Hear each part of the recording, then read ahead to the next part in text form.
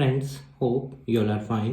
Today we are going to start our chapter number 7 of class 11th microeconomics and the name of chapter is revenue. Basically इस chapter के अंदर हम total revenue, marginal revenue, average revenue इन सब के बारे में पढ़ेंगे और रिवेन्यू का मीनिंग क्या होता है we will understand that also. So let us start. Revenue. देखिए, जब कोई दुकानदार किसी चीज़ को बेचता है, मान लो किसी एक दुकान वाले ने कोई बिस्कुट का पैकेट बेचा और उसको बेचने के बाद 5 रुपये मिले उस दुकान वाले को, that 5 rupees will be called as revenue. Profit को कभी भी रिवेन्यू नहीं बोला जाता. Profit is part of revenue, but revenue क्या होता है? जो चीज़ को बेचने के बाद पैसा आया, that is called revenue. Revenue refers to the amount received by a firm from the sale of a given quantity of a commodity in the market. तो बाजार में किसी चीज को बेचने के बाद जो पैसा मिला, that is to be considered as revenue. Profit कैसे निकलता है? Revenue minus cost.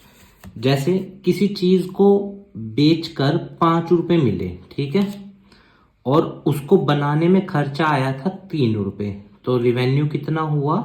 वो प्रॉफिट कितना हुआ? 2 रुपए. तो प्रॉफिट कैसे निकलता है? Revenue minus cost. जो बेचकर पैसा मिला माइनस जो लागत आई थी उसको बनाने में, तो 2 रुपए will be the profit. The next heading is total revenue. Total revenue क्या होता है? किसी चीज की सारी यूनिट्स को बेचने के बाद जो पैसा मिला उसको बोला जाता है टोटल रिवेन्यू. ठीक है, जैसे मान लो एक पार्ले जी बेचकर 5 रुपए मिले, ठीक है, तो हमने बेचे 5 पार्ले जी और एक कितने का था? 5 का. तो 5 × 5 इक्वल टू 25.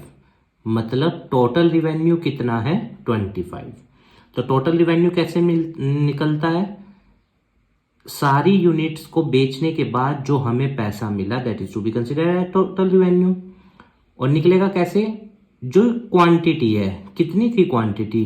5 multiply price. तो जब आप क्वांटिटी की मल्टीप्लाई प्राइस में कर दोगे तब भी क्या निकल जाएगा हमारा? TR. और ध्यान रखना, प्राइस हमेशा एवरेज रिवेन्यू के इक्वल होता है, ये हम आगे देखेंगे. ठीक है, अभी आप ये ध्यान रखना, TR is equal to quantity into price.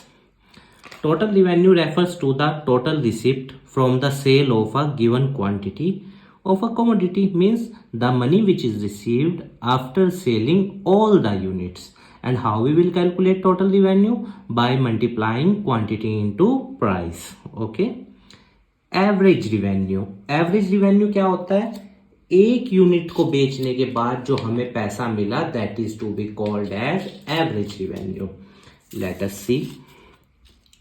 मान लो एक यूनिट 5 रुपए की है, ठीक है, और हमने 2 यूनिट बेची, तो हमारे पास कितने रुपए आए होंगे? 10 रुपए आए होंगे. भाई एक पार्ले जी का बिस्कुट 5 का है, हमने 2 बेचे, तो कितने रुपए आए होंगे? 10 रुपए. अब हमें निकालना है एवरेज रिवेन्यू की एक को बेचकर कितने रुपए आएंगे. तो एवरेज रिवेन्यू कैसे निकलता है? Total revenue. Total revenue upon quantity. तो टोटल रिवेन्यू कितना था हमारा? 10 रुपए आया था जो सारा पैसा था बेचकर, और क्वांटिटी कितनी है हमारी? 2 रुपए. तो when will you divide 10 by 2 you will get 5. तो average revenue will be 5. Okay. Average revenue refers to the revenue per unit of output sold. ठीक है, एक यूनिट को बेचकर जो हमें पैसा मिला, that is to be called as average revenue. And how we will calculate it? Total revenue divided by quantity. जैसे एक यूनिट हमने 100 किलो चीनी बेची और हमें 500 रुपये मिले, ठीक है, और हमें एवरेज निकालना है, तो टोटल रिवेन्यू कितना है हमारे पास? 500, और क्वांटिटी कितनी थी? 100. So average revenue will be 5, कि 1 किलो को बेचने के बाद कितने रुपया मिलेगा? 5 रुपया. That is average revenue. और आप ये ध्यान रखना, एवरेज रिवेन्यू हमेशा प्राइस के इक्वल होता है. ठीक है, क्यों? क्योंकि देखो TR कैसे निकलता है? AR into quantity. और AR कैसे निकलता है? T R upon Q. अब एक चीज हम टी आर ऐसे भी तो निकाल सकते हैं, प्राइस इनटू क्वांटिटी। तो जब प्राइस की मल्टीप्लाई क्वांटिटी में करके भी टी आर आता है, एवरेज की मल्टीप्लाई, जैसे एवरेज कितना आया 5 और क्वांटिटी कितनी थी 100, अगर आप 5 की मल्टीप्लाई 100 में करोगे तब भी टी आर क्या आएगा 500। तो दो फॉर्मूले हो गए टी आर के, एक तो प्राइस इंटू क्वांटिटी, एक एवरेज रिवेन्यू इंटू क्वांटिटी। और अगर हमें एवरेज रिवेन्यू निकालना है तो टी आर अपॉन क्यू रख देंगे, या फिर ए आर किसके इक्वल होता है हमेशा, प्राइस के। ठीक है। It is customary to refers A R curve as the demand curve of a firm, और ए आर कर्व ही डिमांड कर्व को रिप्रेजेंट करता है। ये चीज हम आगे समझेंगे जब हम ए आर, एम आर और टी आर के कर्व देखेंगे। मार्जिनल रिवेन्यू, मार्जिनल रिवेन्यू क्या होता है, जैसे हमने मार्जिनल यूटिलिटी पढ़ा था ना, एडिशन टू मार्जिनल यूटिलिटी में हमने क्या पढ़ा था कि एडिशन टू टोटल यूटिलिटी, जब हमने एक यूनिट और कंज्यूम करी। मार्जिनल रिवेन्यू क्या होता है, एडिशन टू टोटल रिवेन्यू, जब एक यूनिट और बेची। यहां पे हम बेचने के कंसेप्ट से देखेंगे। ठीक है। तो that is called marginal revenue. MU का फॉर्मूला क्या था, TUN माइनस TUN माइनस 1, और इधर MR का फॉर्मूला क्या होगा, TRN माइनस TRN माइनस 1, या फिर delta TR upon delta Q। इन दोनों फॉर्मूले से हम MR निकाल सकते हैं। Now let us first see relationship between AR and MR when price is constant। अब एक बात ध्यान रखना, अगर प्राइस कांस्टेंट है, मैंने आपको भी क्या बताया कि प्राइस किसके इक्वल होता है, AR के। अगर प्राइस कांस्टेंट है तो AR भी कांस्टेंट होगा, और अगर AR कांस्टेंट है तो MR भी कांस्टेंट होगा। अभी मैं आपको डाटा से भी समझाऊंगा और कर्व से भी। सो लेट अस सी। और प्राइस कांस्टेंट किस केस में रहता है, जब मार्केट परफेक्ट कंपटीशन हो। या लगे आप चैप्टर नंबर जो हमारा मेन मार्केट फॉर्म है उसमें पढ़ोगे, perfect competition, monopolistic, monopoly, oligopoly. पर अभी ध्यान रखना, परफेक्ट कंपटीशन वो बाजार होता है जहां पे बेचने वाले भी बहुत ज्यादा है और खरीदने वाले भी बहुत ज्यादा है, और वहां पे प्राइस होमोजीनियस होता है, प्राइस कांस्टेंट रहता है। तो ध्यान रखना, परफेक्ट कंपटीशन में प्राइस चेंज नहीं होता, और प्राइस किसके इक्वल होता है, AR के। This happen in case of perfect competition in which firm is price taker. अब जो दुकान वाला होता है, मान लो जैसे 5 दुकान चूड़ी की हैं, ठीक है, बैंगल्स की 5 दुकान है। अब ये 5 दुकान इस प्रोडक्ट को बेच रहे हैं, एक ही प्रोडक्ट मिलेगा और सबके पास, ये भी ध्यान रखना। और क्या ये खुद से रेट तय कर सकते हैं, MRP खुद से तय करते हैं, नहीं। MRP कौन तय करता है, इंडस्ट्री जहां वो बना। तो याद रखना, जो बेचने वाला है उसको हम बोलते हैं फर्म। तो फर्म इज प्राइस टेकर, इसको तो उसी रेट पे बेचना है जो इंडस्ट्री ने तय कर दिया है, and industry is price maker. Clear है। Let us understand the relationship. अब देखो, प्राइस कांस्टेंट है तो AR भी कांस्टेंट होगा। जैसे हम AR कांस्टेंट कहते, प्राइस कांस्टेंट है तो AR भी कांस्टेंट होगा। एक यूनिट बेचने के, एक यूनिट का प्राइस 5 रुपए है, एक यूनिट बेची तो TR कितना होगा, 5 होगा। ठीक है ना, क्योंकि TR कैसे निकलता है, AR इंटू क्वांटिटी, या फिर दूसरा फॉर्मूला क्या है TR का, सिग्मा MR। मार्जिनल रिवेन्यू का सम कर दोगे आप, तब भी आपका टोटल रिवेन्यू निकल जाएगा। Let us see on the first unit. एक यूनिट बेची और कितने रुपए मिला, एवरेज रिवेन्यू 5 रुपए। तो टोटल रिवेन्यू भी उस टाइम कितना है, 5 रुपए, क्योंकि अभी एक ही तो यूनिट बेची ना।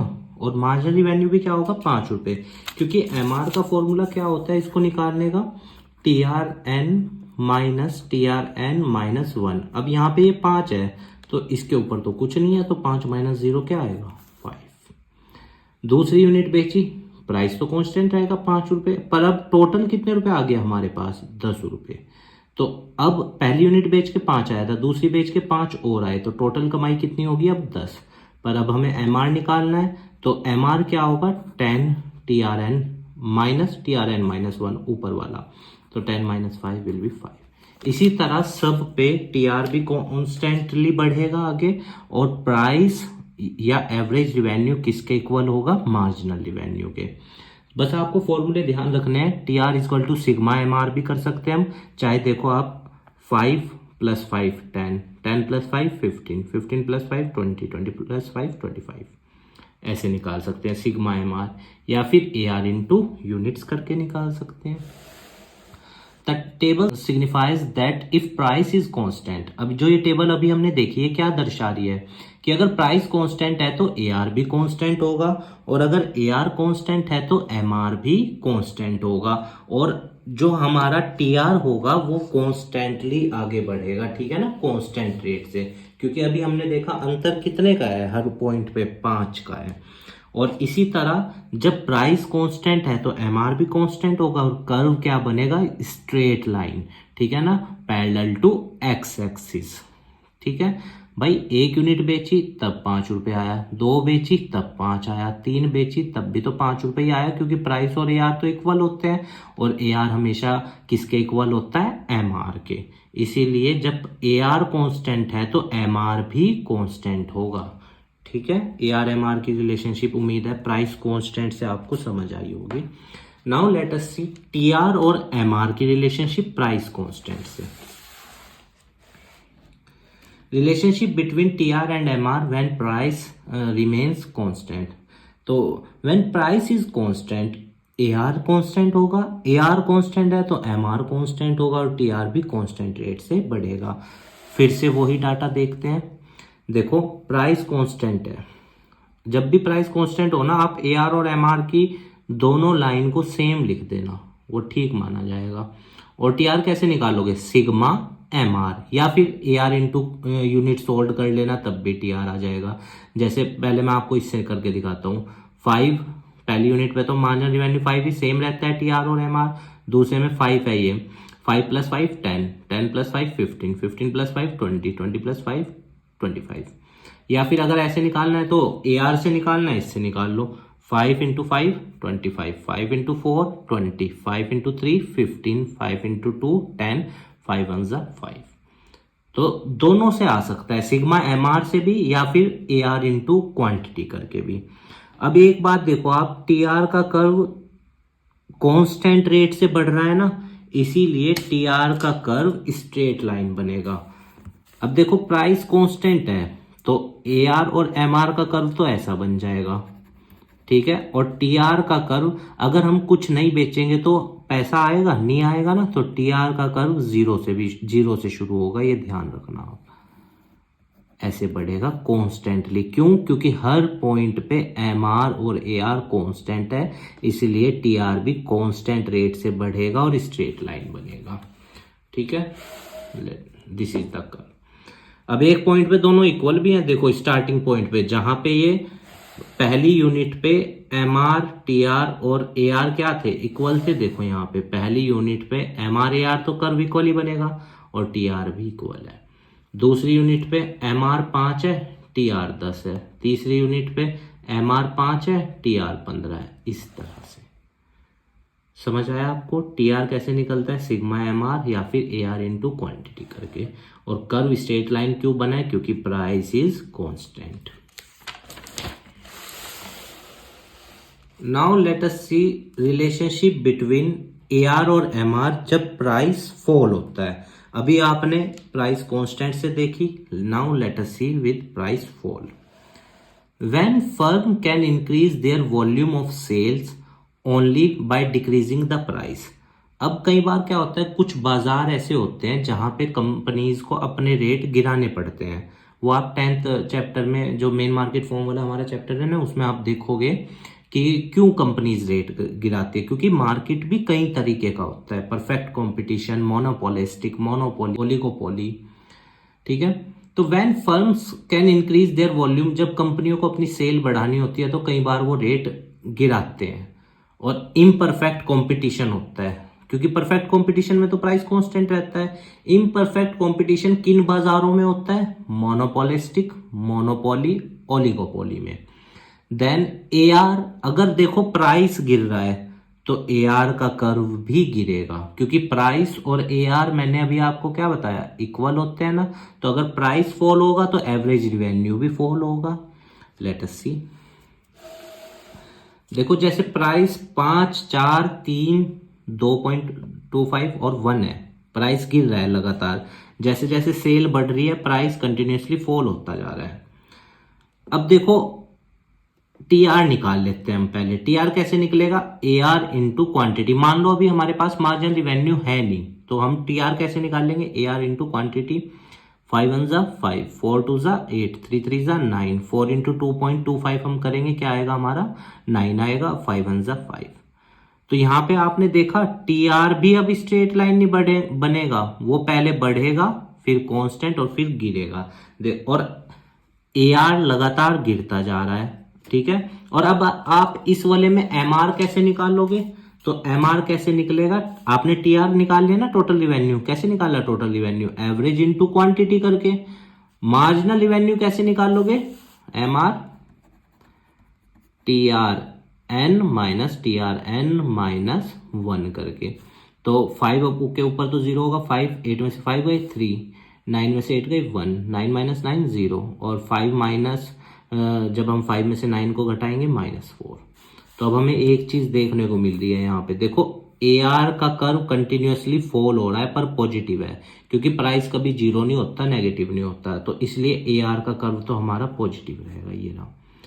और एम आर का कर्व देखो कंटिन्यूसली फॉल हो रहा है, जीरो भी हुआ नेगेटिव भी, तो एम आर का कर्व आप ऐसे ले जाना नेगेटिव तक, ठीक है। और अगर मैं आपको कहूं प्राइस फॉल से टी आर का कर्व कैसा बन रहा है, देखो शुरू में बढ़ रहा है कांस्टेंट, फिर घट रहा है, तो टी आर का कर्व हमारा ऐसे बन जाएगा। पिछले वाले में जब प्राइस कांस्टेंट था तो टी आर का कर्व ये था, अब प्राइस फॉल हुआ तो देखो टी आर शुरू में बढ़ा, देन कांस्टेंट 9 और 9 और then fall, but T R remain positive. Negative में कौन गया? बस M R. Same A R का कर्व, अच्छा ए आर का कर्व ऊपर लेना पड़ेगा क्योंकि एवरेज रिवेन्यू बड़ा होता है ना, तो ए आर का कर्व आप यहाँ पे रखना और एम आर का कर्व आपको यहाँ पे रखना है, ठीक है।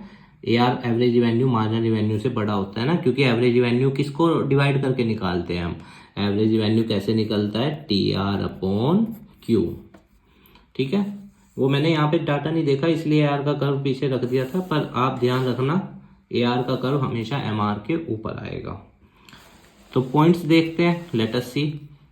व्हेन एम आर फॉल्स, जब एम आर गिरता है, गिर रहा है यहाँ पे देखो, ये एम आर घट रहा है ना, A R also falls, A R भी गिर रहा है, पर ज्यादा तेजी से कौन गिर रहा है? एम आर, क्योंकि देखो ये 2 घटा पर वो सिर्फ 1 घटा है, फिर ये 2 घटा फिर वो 1 घटा।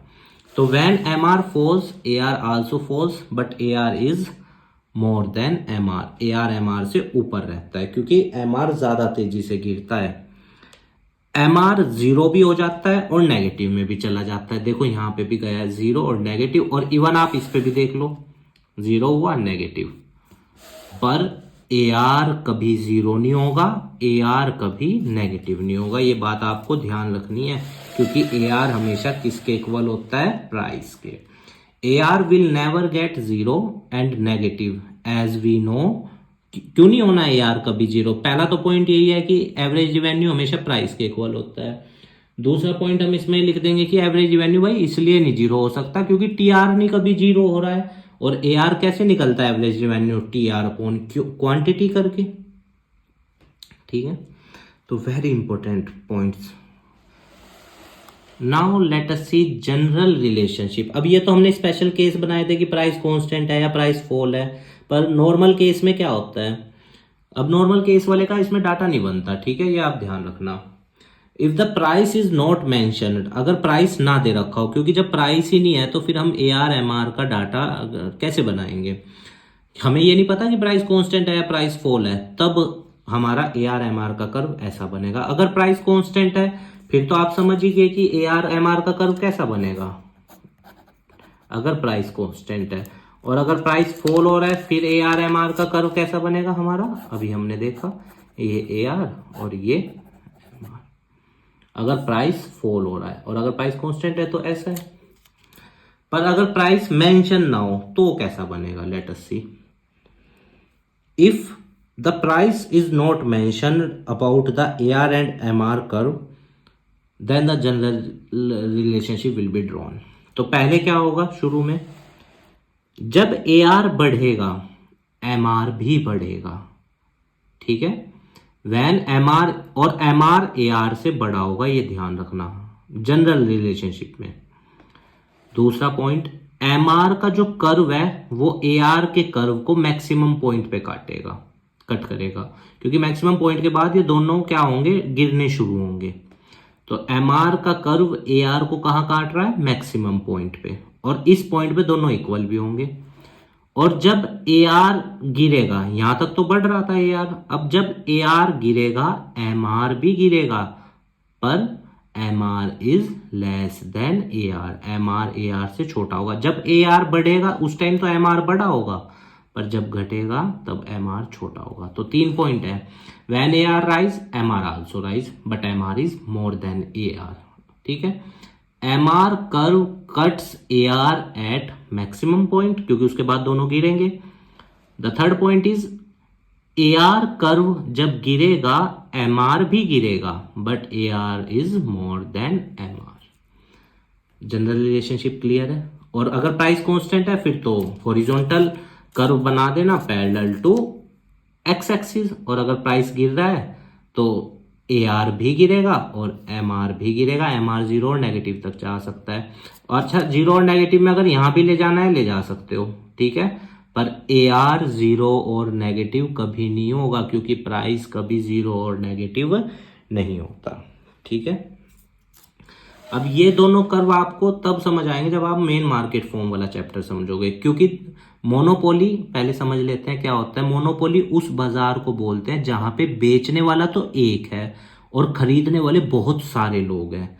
तो ऐसे में वो क्या करता है, किसी को कुछ रेट देगा, किसी को कुछ रेट देगा, उसकी मर्जी है, क्योंकि कस्टमर के पास कोई और चॉइस ही नहीं है। इसीलिए ए आर और एम आर का कर्व नजदीक बनता है। मोनोपोलिस्टिक उस बाजार को बोलते हैं जहां पे बेचने वाले बहुत सारे हैं पर हर किसी के पास प्रोडक्ट डिफरेंशिएटेड है। जैसे मान लो, लेट अस सी,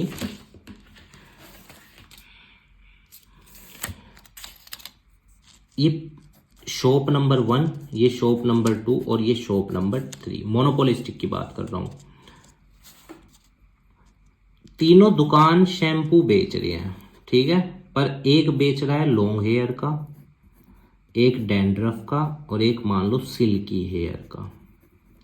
तीनों के पास है क्या, शैम्पू, पर प्रोडक्ट डिफरेंशिएटेड है। तो इस तरह के बाजार को बोलते हैं मोनोपोलिस्टिक, जहां पे बेचने वाले बहुत सारे हों पर प्रोडक्ट क्या हो, differentiated.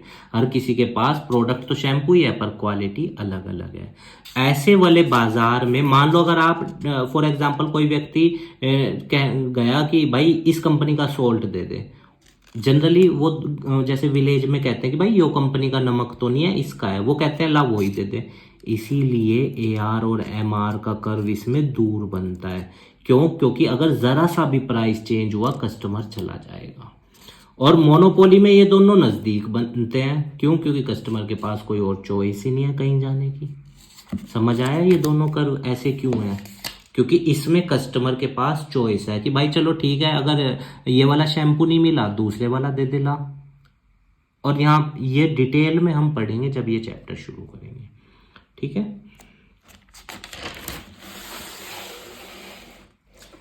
AR and MR curve in monopolistic are more elastic as the availability of close substitute। ये मैंने अभी आपको समझाया। कस्टमर अगर ये रेट ज्यादा चार्ज कर रहा होगा ना ये वाले नमक के, तो कस्टमर कहेगा ओ भाई वो वाला नमक दे दे हमें, तो क्योंकि इसमें सब्सटीट्यूट अवेलेबल है, ठीक है। सो AR and MR curve in monopolistic are more elastic, as I have already told you this. Why they are more elastic? Because the substitute is available there. ठीक है। Relationship between TR and MR, अभी हमने AR और MR की तो relationship देख ली price fall से। अब हम देखेंगे TR और MR की रिलेशनशिप प्राइस फॉल से। सो लेट अस सी, ये हमारा प्राइस है जो कंटिन्यूसली फॉल हो रहा है। AR और प्राइस इक्वल होते हैं। और TR कैसे निकालना हमने इस वाले केस में, AR इंटू क्वांटिटी करके, या फिर आप सिग्मा MR भी कर सकते हो। पर अगर मान लो MR ना दे रखा हो तो AR इंटू क्यू। अब देखो AR तो कंटिन्यूसली फॉल हो रहा है बट टी आर बढ़ रहा है, देन कांस्टेंट और देन गिर रहा है। और एम आर कंटिन्यूअसली फॉल हो रहा है, जीरो हुआ नेगेटिव। तो कर्व कैसा बनेगा, लेट अस सी हियर। भाई टी आर कंटिन्यूअसली राइज हो रहा है, तो देखो ये टी आर क्योंकि गिरने भी लग रहा है एक पॉइंट के बाद, यहां पे आके गिर रहा है ना। और एम आर कंटिन्यूअसली फॉल हो रहा है, एम आर कर्व ये रहा हमारा, ठीक है। तो पहला point, when M R falls T R rise, when M R is zero T R is maximum. देखो इच्छा यहाँ पे देख लो, जब एम आर जीरो है टी आर क्या है, मैक्सिमम है। और उसके बाद जब एम आर नेगेटिव में गया, third point, T R start falling. जब एम आर नेगेटिव में गया T R start falling. Let us see curve. Data देख लिया ना आपने। तो देखो पहला पॉइंट तो यही बनेगा, व्हेन एम आर फॉल्स, जब एम आर गिरता है टी आर राइज, ठीक है। अभी हमने डाटा पे भी देखा, when M R is zero T R is maximum, our second point. And third point is when M R is in negative T R start falling, ठीक है। But remember T R remain positive. अच्छा एक तो ये था curve, पर अगर मान लो जैसे वो जनरल रिलेशनशिप वाला हो, अगर प्राइस मेंशन ना हो, तो हम कैसा बनाएंगे एम आर का कर्व, लेट अस सी। फिर एम आर का कर्व हमारा ऐसा बनेगा, हमने देखा भी अभी जब एम आर और ए आर की रिलेशनशिप। और टी आर का कर्व हमारा कैसा बनेगा, टी आर का ऐसा। यहां पे देखते हैं, एम आर तो हमारा ये हो गया, ठीक है, जनरल रिलेशनशिप में अगर प्राइस मेंशन ना हो, और टी आर हमारा ये।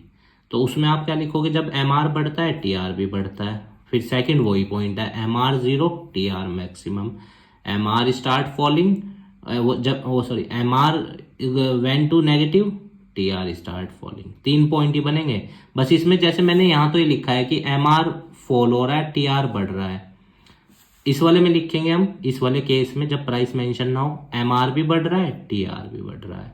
एम आर जीरो है टी आर मैक्सिमम है, एम आर नेगेटिव में गया टी आर स्टार्ट फॉलिंग, ठीक है। तीनों के फॉर्मूले तो क्लियर ही हो गए। T R is equal to price into quantity, या फिर टी आर का फॉर्मूला एक और हो जाएगा, sigma M R. A R का formula T R upon quantity, और अगर प्राइस कांस्टेंट है तो फिर A R is equal to M R, और M R is equal to T R N minus one. Now let us see break even point. देखिए break even point उस curve को बोलते हैं जहां पे कंपनी की लागत और कंपनी की कमाई बराबर हो, कंपनी को कोई नुकसान ना हो, ठीक है, और ना कोई मुनाफा हो। मैं आपको पहले ये कर्व इस पे बना के दिखाता हूं पेपर पे।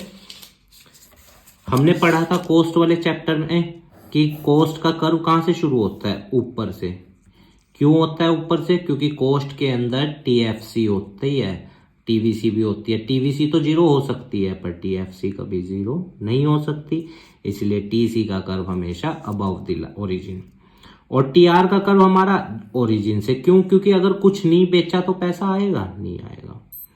और ये वो पॉइंट है, ए पॉइंट, जहां पे टीआर कमाई और खर्चे दोनों क्या है, इक्वल है। इस पॉइंट पे प्रॉफिट क्या होगा, जीरो। और इस पॉइंट से पहले कौन सी लाइन ऊपर है, कोस्ट की, और कमाई की लाइन नीचे है, तो यहां पे लॉस होगा। समझ आ रहा है। और इसके बाद कौन लाइन ऊपर चलेगी, कमाई की, और लागत की लाइन नीचे रहेगी, यहां प्रॉफिट होगा। मैं आपको दोबारा से बना के दिखाता हूं साफ साफ।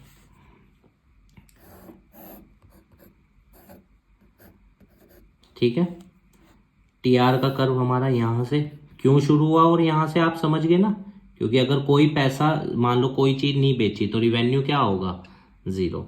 और टीसी का कर्व हमेशा अबव द ओरिजिन। क्यों अबव द ओरिजिन, क्योंकि टीसी इंक्लूड टीएफसी, और हमने कोस्ट वाले चैप्टर में पढ़ा था टीएफसी कैन नेवर भी जीरो। ये कौन सा पॉइंट है, ए पॉइंट, जहां पे कमाई और खर्चे क्या हैं, इक्वल हैं, तो प्रॉफिट यहां क्या होगा, जीरो। रिमेंबर, इसी को ब्रेक इवन पॉइंट इसीलिए कहा गया है क्योंकि कमाई और खर्चे इस पॉइंट पे इक्वल हैं, तो मुनाफा जीरो होगा।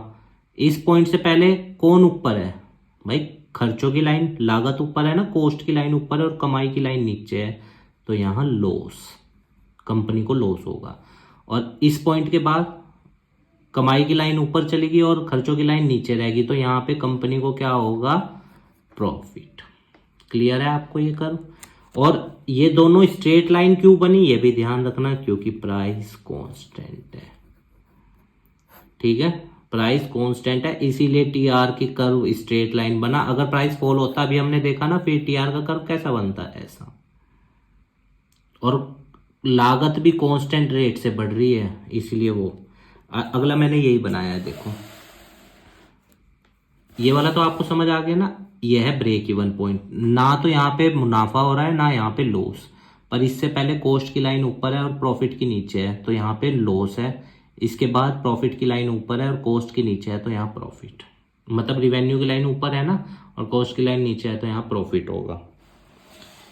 अब ब्रेक इवन पॉइंट जब प्राइस फॉल हो रहा है, लेट अस सी करो अगेन।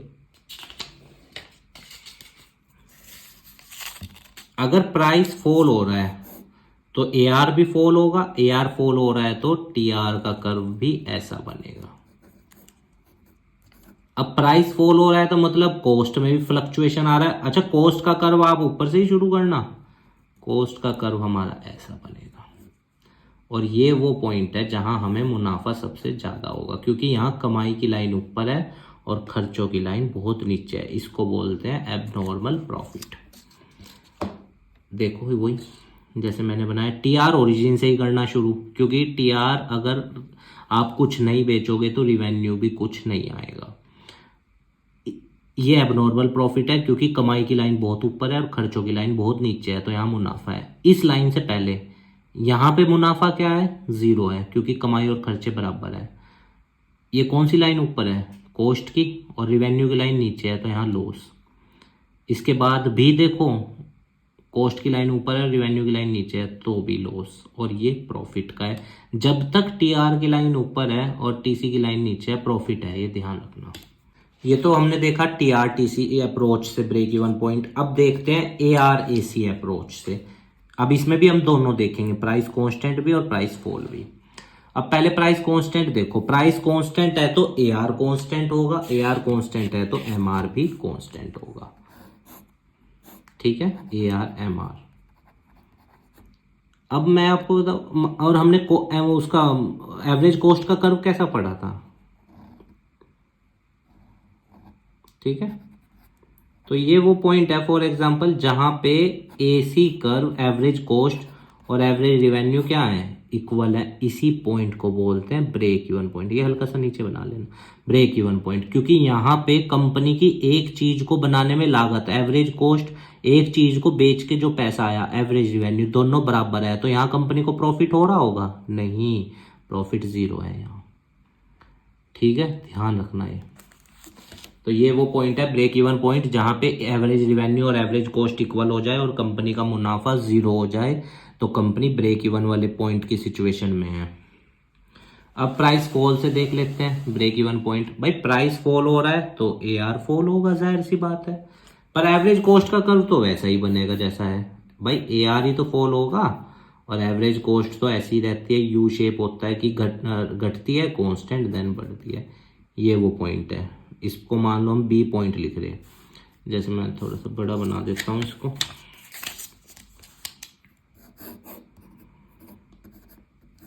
ये हमारा एआर का कर्व है। एसी का कर्व तो हमारा ऐसे ही रहता है, क्योंकि कॉस्ट वाले चैप्टर में मैंने आपको बताया, कॉस्ट, एवरेज कॉस्ट घटती है कांस्टेंट देन बढ़ती है। बी पॉइंट लिख लेते हैं। बी पॉइंट पे एसी और एआर क्या है, इक्वल है, तो यहाँ प्रॉफिट क्या होगा, कंपनी का 0। इसको बोलते हैं ब्रेक इवन पॉइंट, जहां पे मुनाफा कंपनी का 0 हो। क्लियर है, तो ये वो पॉइंट है। और एसी का कर्व ऐसा क्यों बना, ये आप कॉस्ट वाले चैप्टर में पढ़ चुके हैं।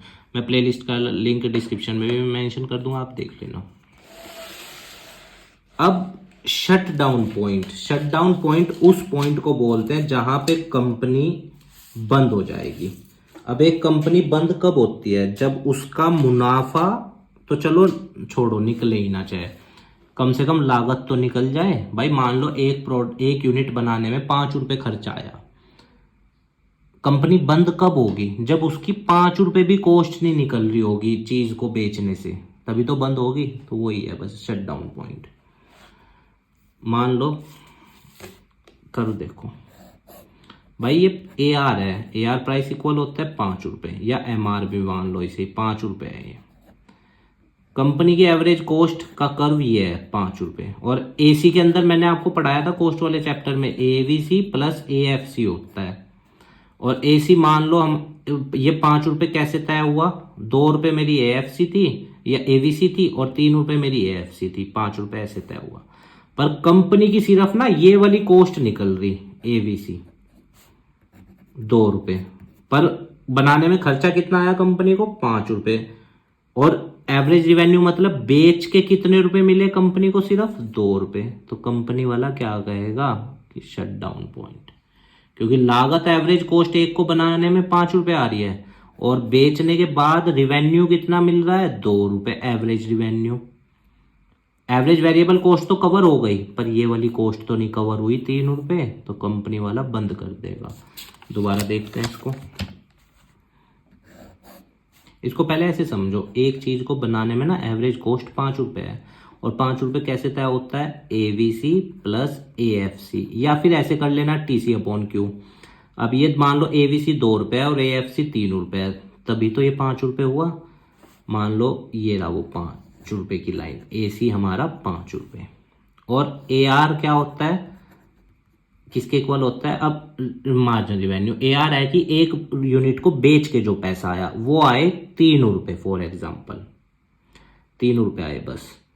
तो कंपनी 2 रुपए मान लेते हैं, इस डाटा के हिसाब से ले रहे हैं ना, 2 रुपए एवरेज वेरिएबल कॉस्ट तो निकल गई कंपनी की। चलो निकलनी कौन सी चाहिए थी? एवरेज कॉस्ट भी अगर निकलती ना कि 5 रुपए मिलते रहते कि चलो भाई मुनाफा नहीं तो नुकसान भी तो नहीं हो रहा, पर यहाँ तो कंपनी को नुकसान है कि 2 रुपए निकले, 3 रुपए तो कंपनी को अपनी जेब से डालने पड़े। तो कंपनी वाला बंद कर देगा इस पॉइंट पे, शट डाउन पॉइंट इसको बोलते हैं। जब कंपनी की एवरेज कॉस्ट भी ना निकले मार्केट में प्रोडक्ट को बेचने के बाद, तो कंपनी बंद हो जाती है। उम्मीद है गाइस आपको ये चैप्टर समझ में आया होगा। हमारे काम को सपोर्ट करने के लिए वीडियो को लाइक कीजिएगा, अपने दोस्तों के साथ शेयर कीजिएगा और हमारे चैनल को भी सब्सक्राइब कर दीजिएगा। और स्टूडेंट्स देखिए, अगर आपके पास संदीप गर्ग की बुक है माइक्रो इकोनॉमिक्स की तो बहुत बढ़िया है, उसके क्वेश्चंस कीजिएगा, या और कोई सी बुक है उसके क्वेश्चंस कीजिएगा। प्रैक्टिस कंटेंट संदीप गर्ग में बहुत है, माइक्रो इकोनॉमिक्स जो संदीप गर्ग के द्वारा है, तो बहुत अच्छी किताब है। I personally prefer my students also this book. तो आप इसको कीजिएगा एमसीक्यूज को। अगर किसी पॉइंट में कोई डाउट है तो आप हमें कमेंट बॉक्स में बता देना, ठीक है। आप स्वस्थ रहिए, खूब लाइफ में आगे बढ़िए, यही हमारी मनोकामना है। और हमारे चैनल को भी सब्सक्राइब कर दीजिएगा, अपने दोस्तों के साथ वीडियो को शेयर कीजिएगा। और अगर कोई कर्व में फिर से प्रॉब्लम आती है आपको तो कमेंट बॉक्स में हमें बताना, ठीक है स्टूडेंट्स। धन्यवाद, स्वस्थ रहिएगा।